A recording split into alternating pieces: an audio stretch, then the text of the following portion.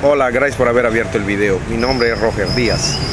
En esta ocasión te quiero compartir un extracto de un trabajo de la profesora Raquel Naomi Remen. Salud integral. Y este es un extracto que hice de un libro, Temas Selectos, que compré hace 15 años y que fue editado hace 16. El trabajo se titula Salud Integral. Dice Rachel así: no estoy del todo segura de que la mente sea la principal función humana. Puede ser que lo sea, pero en tal caso cabe decir que trascendemos nuestra naturaleza humana. Algo en nosotros participa de ella, pero su fuente y conexión llega mucho más lejos, y es probable que en esa conexión radique la esperanza de la plena salud. Cuando se habla de salud, cuerpo y mente, se niega tácitamente la existencia del espíritu e incluso se le omite. El término salud mente-cuerpo sugiere la adquisición del control mental de las funciones físicas o la reparación del cuerpo mediante el empleo de la mente. Esta idea le resulta atractiva a muchas personas porque la mente representa un medio más simple, seguro, barato y eficiente y accesible para componer el cuerpo que, digamos, una cirugía. Yo soy uno de estos que creo en que en la mente podemos encontrar el control de la salud hasta cierto punto. Sin embargo, dice, la salud no es un fin en sí misma, es un medio. La salud nos permite cumplir nuestro propósito en la vida, pero no es el propósito de la vida. Mi manera de vivir no me importa tanto como mi motivo de vivir, dice Rachel, y estoy de acuerdo con ello. ¿Por qué nos encontramos en el mundo, en el cuerpo que poseemos? ¿Qué hacemos aquí, en este estado? De este modo, es probable que las preguntas decisivas y referentes a la salud no sean cuestión de mecanismos, sino cuestión de espíritu. En el centro mismo del espíritu se halla el misterio, y el problema con la mente es que es incapaz de tolerar misterios. La mente niega lo que no puede comprender. Escuchemos esto: la mente niega lo que no puede comprender, y lo que no puede comprender la mente es algo ahí que está dentro del campo de la mística. Nuestra mente occidental es una cultura identificada con la mente. Por el hecho de valorar tanto la mente, tendemos a negar el misterio y por lo tanto el espíritu. Esto se refiere particularmente al pueblo estadounidense. Aquí dice Rachel, se hace la pregunta: ¿qué es lo espiritual?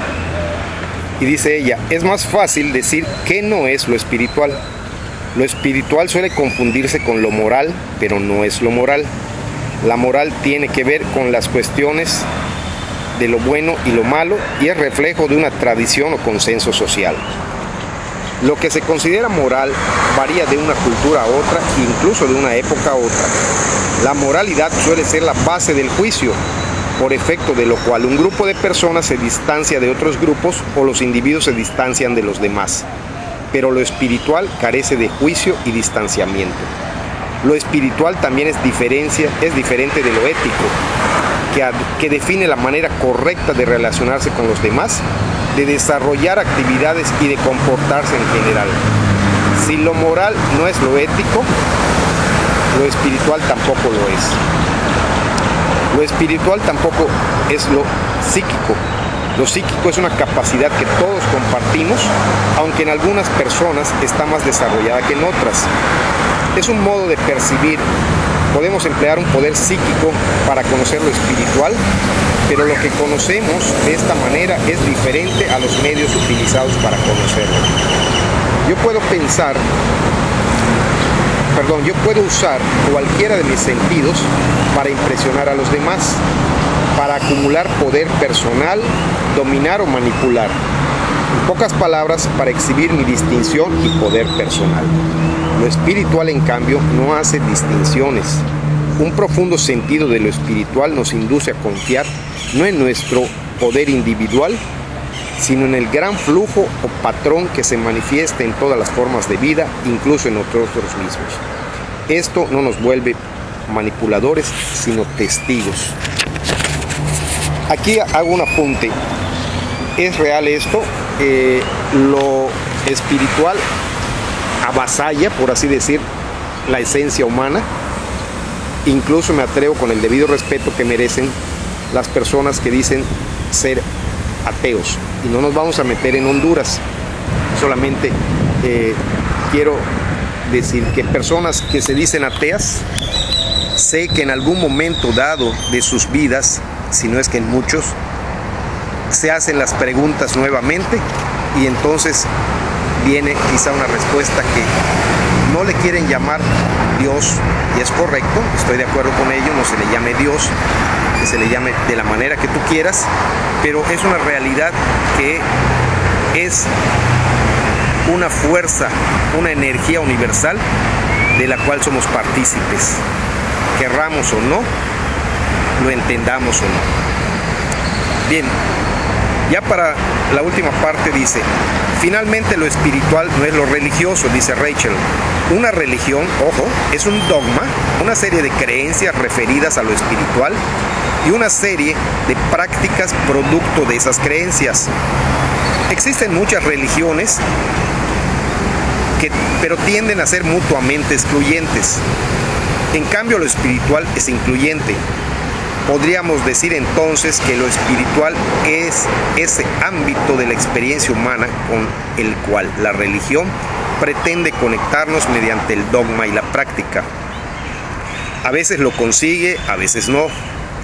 La religión es un puente hacia lo espiritual, pero lo espiritual reside más allá de todas las religiones. Aquí apunto la opinión de una compañera y amiga muy querida, muy especial en mi vida, que dice que a futuro las religiones van a desaparecer.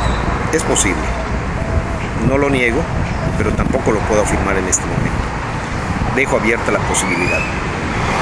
Continúa Rachel diciendo, lo más importante para definir el espíritu es el reconocimiento de que el espíritu es necesidad esencial de la naturaleza humana. Algo en todos nosotros nos impulsa a buscar lo espiritual. Este anhelo varía de intensidad de una persona a otra, pero está presente en todas. En consecuencia, la plena salud está a nuestro alcance. Aún así, prevalece la tendencia cultural a negar lo espiritual, a delegarlo en el mejor de los casos o a ignorarlo en el peor. Tendemos a delegar lo espiritual a quienes más se interesan en ello o a quienes juzgamos más aptos para tratar el tema. Pero lo cierto es que desde luego lo espiritual no puede delegarse. Todos participamos de ello, ya lo decíamos antes. Está en nuestra naturaleza, en el centro mismo de nuestra identidad humana. No hay situación que no sea espiritual, no hay decisión que no sea espiritual, no hay sentimiento que no sea espiritual. Y aquí apunto y recuerdo una vez más que las personas somos un cúmulo de emociones y sentimientos. Y en ese sentido, somos parte de esa energía universal. Es intrínseco en nuestro ser. Continúa Rachel y dice, bien podría ocurrir que sin siquiera percatarnos de ello, estamos contribuyendo en favor de un propósito espiritual ofrecido por la vida misma. Y aquí habla al final de el propósito de la vida. Dice Rachel, todo indica que las personas que están a punto de morir perciben de pronto el verdadero sentido del propósito de la vida. Algo diferente a querer ser médico o una persona célebre o incluso realizar importantes contribuciones sociales. El propósito de la vida, tal como lo han revelado esas personas, es más simple. Crecer en sabiduría y aprender a amar mejor. Voy a repetir, el propósito de la vida es crecer en sabiduría y aprender a amar mejor diario. Si la vida sirve a estos propósitos, entonces también la salud debe servir a ellos, lo mismo que la enfermedad, porque la enfermedad también es parte de la vida. desvirtuar lo espiritual es malo para la salud.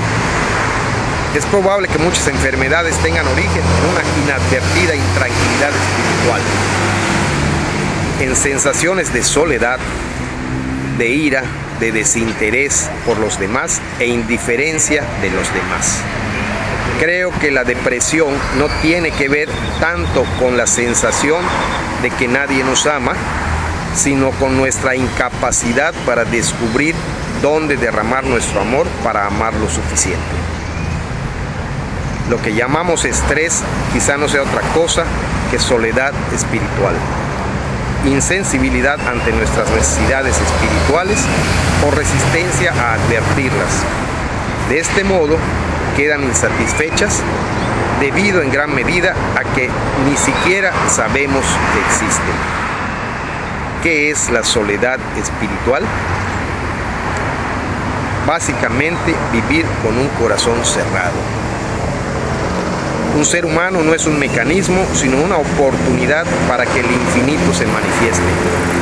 Lo único que realmente merece nuestro estudio y atención es el espíritu. Y la esencia del espíritu es misteriosa. Nuestra ansia por controlar, dominar, puede opacar nuestro sentido de misterio y cegarnos ante el misterio que nos rodea. Esto es el artículo de Rachel Naomi Remen en este libro que te estoy mostrando, que adquirí hace 15 años y que fue editado hace 16. Te quise compartir esto porque creo que es prioritario para todos los seres mantenernos una salud integral, no solo física, sino también la no física. Te agradezco por haber abierto el video. Mi nombre es Roger Díaz y nos vemos en la siguiente. Gracias. Hasta entonces.